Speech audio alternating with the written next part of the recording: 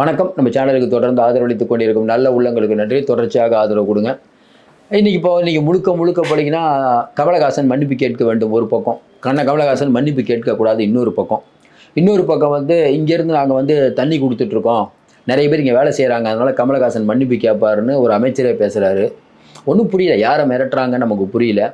நம்ம ரொம்ப பணிவன்போடு கேட்கிறோம். கமல் பேசியதில் என்ன தவறு? இப்ப தமிழிசை சொல்றாங்க, கமல் இந்த நேரத்தில பேசக்கூடாதுன்னு. நமக்கு ஒண்ணும் புரியல. தமிழிசைக்கு விஷயம் தெரியுமா? தெரியாதா? தெரியாதுன்னா அமைதியா இருக்கணும். ஒரு தமிழராக இருந்து கொண்டு, அவர் என்னங்க தப்பா பேசிட்டாரு? நீங்க வேணும்னே வந்து கன்னடத்தில சில பேர் பேசுறதுக்கு வந்து சப்போர்ட் பண்ணி பேசிட்டு இருக்கீங்க. தமிழ்நாட்டில இருந்துகிட்டு. இது எவ்வளவு பெரிய தவறு? என்னங்க அவர் தப்பா பேசினாரு? கன்னட மக்களை இழிவுபடுத்தினாரா? கன்னட மொழியை இழிவுபடுத்தினாரா? எதுக்கு மன்னிப்பு கேட்கணும்? தமிழகத்தில் இருக்கக்கூடிய இன்னைக்கு வேலுமுருகன்லேருந்து சீமான்லேருந்து இன்னும் முதலமைச்சர் ஸ்டாலின்லேருந்து எடப்பாடி எல்லாரும் கமலஹாசனுக்கு கைகோர்க்கணுங்க. விஜய்லாம் அறிக்கை விட்டுருக்கணுங்க இன்னைக்கு. ஏன் இதை சொல்கிறோம்னா, ஒன்றுமே இல்லாத ஒரு விஷயத்தை இவ்வளோ பெருசாக்கி அங்கே இருக்கக்கூடிய பல நடிகர்கள் கமலஹாசனுக்கு சப்போர்ட் பண்ணுறாங்க. இதை சப்போர்ட் பண்ணுறதுக்குன்னே இல்லைங்க. இதில் என்னென்னா, இன்னைக்கு கமலஹாசன் அவர்கள் தம் லைஃப் படம் இருக்குல்ல, அதுக்கு அவர் தான் ப்ரொடியூசர். ஒரு ப்ரொடியூசராக இருக்கவர் என்ன நினைப்பார்? பணத்தை போட்டு பணத்தை எடுக்கிற துறை தான் திரைத்துறை. அப்படிப்பட்ட சூழ்நிலையில் இன்றைக்கி கமலஹாசனே ப்ரொடியூசராக இருக்கிறதுனால இன்றைக்கி கர்நாடகத்தில் படம் ரிலீஸ் ஆகலைன்னா எவ்வளோ பொருளாதார இழப்புங்கிறது கமலஹாசனுக்கு தெரியும், மக்கள் அனைவருக்கும் தெரியும். அதெல்லாம் தாண்டி இல்லைங்க நான் மன்னிப்பு கேட்க மாட்டேன், படம் ரிலீஸ் ஆகாட்டினாலும் பரவாயில்லன்னு சொல்லக்கூடிய தைரியம் இருக்குல்ல, இதற்கே கமலை பாராட்ட வேண்டும். கமலை பற்றி பல விஷயங்கள்லாம் நமக்கு மாற்று கருத்துக்கள் இருக்கிறது. எப்படி கட்சி ஆரம்பித்தார், எங்கே கொண்டு போய் நிறுத்திட்டார். ஆனாலும் இந்த விஷயத்தில் கமலை நாம் பாராட்டியாக வேண்டும்.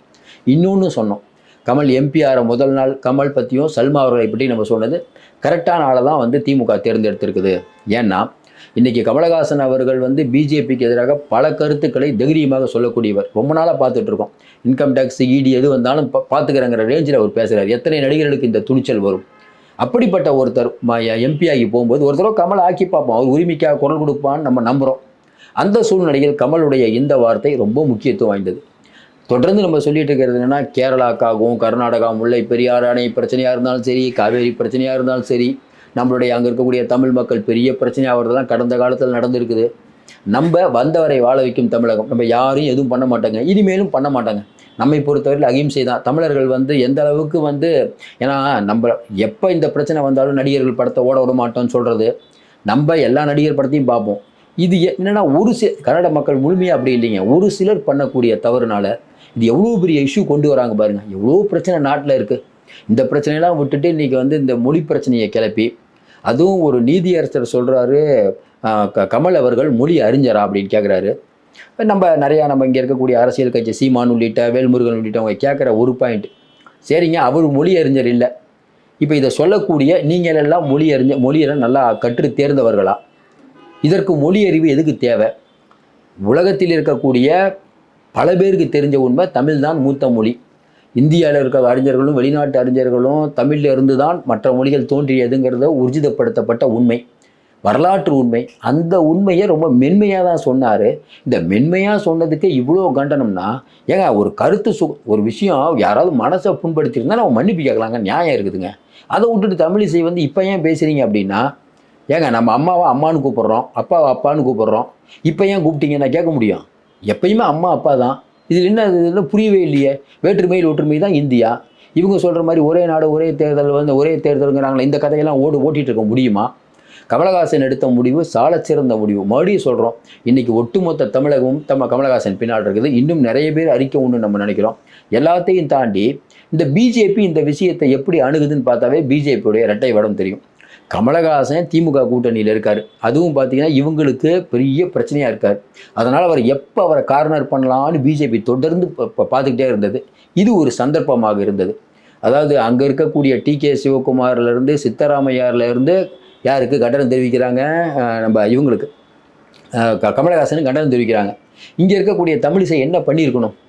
சித்தராமையும் இவங்களும் காங்கிரஸ்காரங்க, நம்ம சப்போர்ட் பண்ண மாட்டாங்க. அவர்களுக்கு என்ன எரிச்சல்னா, கமலஹாசன் பிஜேபியும் மோடியும் வெளிப்படையாக திட்டுறார். ஒரு படம் கூட நடுவில் வந்து விக்ரம் படத்தில் முதல்ல பாட்டில் கூட சொன்னார் ஒரு பாட்டு, அந்த வரியை கூட நீக்கினாங்கன்னு தெரியும். இப்படிப்பட்டவங்க தான் பிஜேபியினர். என்ன பண்ணுவாங்கன்னு தெரியும். இவங்க சர்க்கார்லேருந்து பல அதாவது சர்க்கார் படத்தை நிறையா படத்தில் ஜிஎஸ்டியை பற்றி விஜய் பேசணுன்னு இவங்க தானே போராட்டம் பண்ணவங்க. இவங்களை பற்றி 10 பேரை வச்சுக்கிட்டு ஒரு கட்சியில் முதல்ல அவங்கள்ட்ட கருத்து கேட்குறதே தப்பு. ஒரு ஜனநாயக அடிப்படையில் தமிழிசைட்லாம் கருத்து கேட்குறோம். இவங்க ஏதோ கருத்துக்கு நம்ம சொல்கிறது மாதிரி இவங்க கமலஹாசனை விமர்சிப்பதற்கு என்னன்னே புரியல நமக்கு. ஆனால் ஒன்று மட்டும் தெரியுது, பிஜேபி பதறது தெரியுது.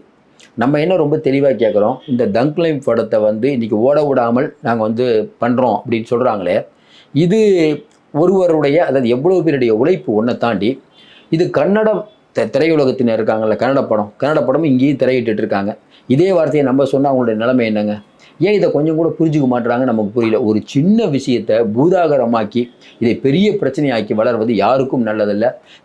கமல் அவர்களுடைய இந்த முடிவு உண்மையிலேயே கமல் அவர்கள் பாராட்டத்தக்கது. இந்த வீடியோ கம்மியாக போனால் கூட நம்ம போடுறதுக்கு காரணம் வணிக ரீதியான படமே இருந்தாலும் பரவாயில்ல, நான் மன்னிப்பு கேட்க மாட்டேன். என்னுடைய கொள்கை ஒன்று தான், தமிழிலிருந்து தான் மற்ற மொழிகள் தோன்றியது. நான் யாரையும் தப்பாக பேசலன்னு அவர் சொன்ன பாங்கு. இன்னொன்று, கன்னட மக்களை மதிக்கிறேன், கன்னட மொழியையும் மதிக்கிறேன் அப்படின்னு தொடர்ந்து அவர் சொன்னாலும் இன்னும் இந்த பிரச்சனை தீர்ந்த பாடில்லை. இதை அரசியலாக்குகிறார்கள். இதை மக்கள் பார்த்து கொண்டு இருக்கிறார்கள். மீண்டும் சந்திப்போம். நன்றி, வணக்கம்.